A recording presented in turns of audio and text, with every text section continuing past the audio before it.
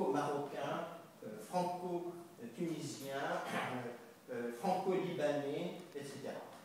Mais il y a aussi, et là, je les ai rencontrés surtout, si vous voulez, dans les prisons, dans les banlieues, les gens qui ont une sorte d'identité ni français, ni algérien, ni marocain, ni français.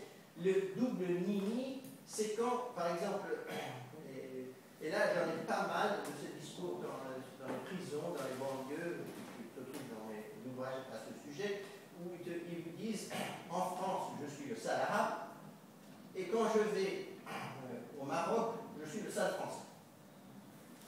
Doublement dénié, donc marqué par un double déni.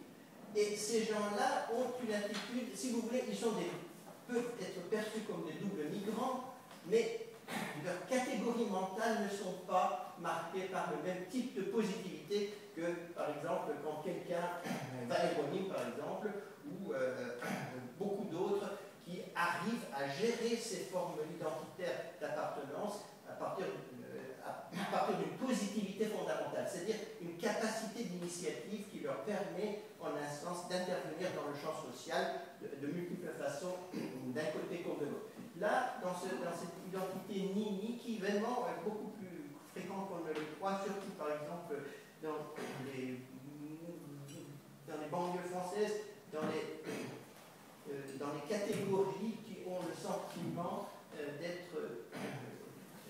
d'être rejetées de partout. Et là, ces formes de construction identitaire fondées sur ce que nous appelons dans notre jargon la victimisation est marquée par une sorte d'absence d'horizon d'espérance. Cette absence d'horizon d'espérance a une sorte de capacité d'accroître en quelque sorte votre enclavement.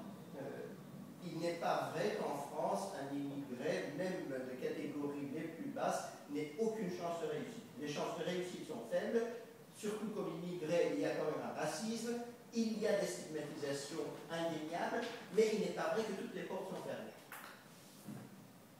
Seulement, cette construction de soi comme étant dans une situation où toutes les portes sont fermées vous met, je vais dire, dans une situation vraiment de victimisation, c'est-à-dire vous vous percevez comme une sorte de victime absolue.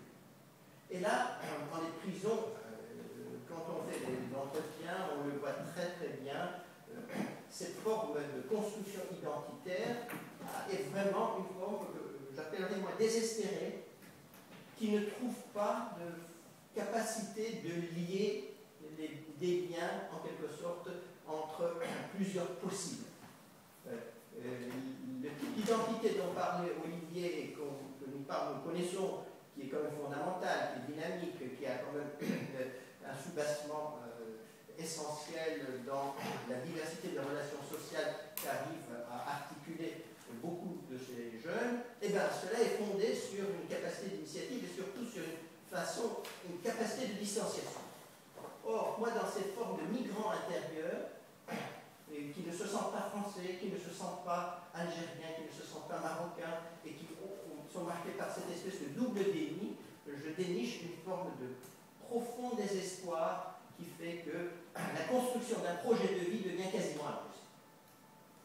Et dans cet espace de double déni s'ouvre ce que l'on pourrait appeler une forme d'existence modulée sur le très court terme. Maximum de toiles.